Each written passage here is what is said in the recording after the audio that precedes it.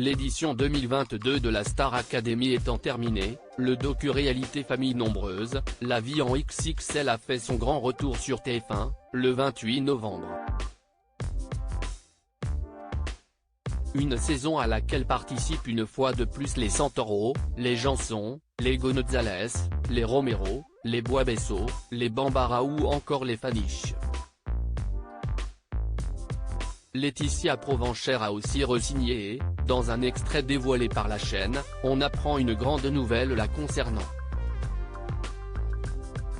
Le 10 août 2020, la belle brune a vécu un drame. Ce jour-là, son époux Guillaume est mort à la suite d'un accident du travail. Il était pompier volontaire. Le jour de son décès, le 10 août, je suis à 2 mois de grossesse. Guillaume a fait une chute, 2 jours auparavant. Il était en intervention sur une toiture et il est tombé sur la tête, ça l'a plongé dans le coma tout de suite, confiait-elle au micro du podcast Le Tourbillon. Depuis, c'est donc seule qu'elle élève ses 4 enfants Nolan, 3 ans, Amy, Lina et Noélia, 1 an. Un quotidien qu'elle dévoile dans Famille nombreuse, La vie en XXL. Sans surprise, son histoire a bouleversé le public qui se plaît à suivre son évolution.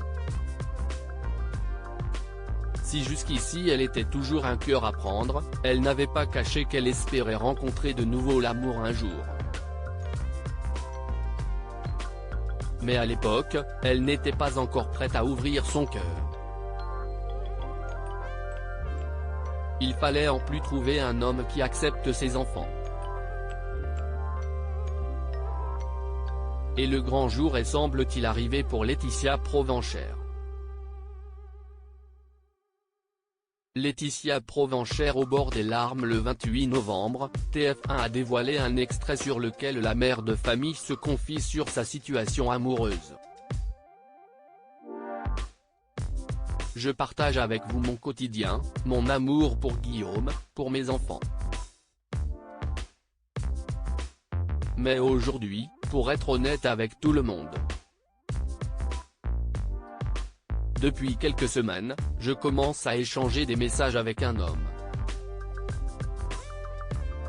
D'échanger quotidiennement, je me rends compte que ma solitude est atténuée. La solitude est pesante toute ma journée, même si en soi, je suis avec les enfants. Mais en fait je suis toute seule, a-t-elle confié dans un premier temps. Laetitia a ensuite expliqué que son quotidien était difficile et que cette présence lui faisait beaucoup de bien. Mais à son bonheur se mêle un autre sentiment qui la fait souffrir. Je culpabilise parce que je me dis que je n'aille pas le droit. J'ai l'impression de tromper Guillaume, de fauter, j'ai du mal à me dire que j'ai le droit. C'est vachement émouvant de me rendre compte que toute ma vie j'aimerais Guillaume, a-t-elle conclu les larmes aux yeux.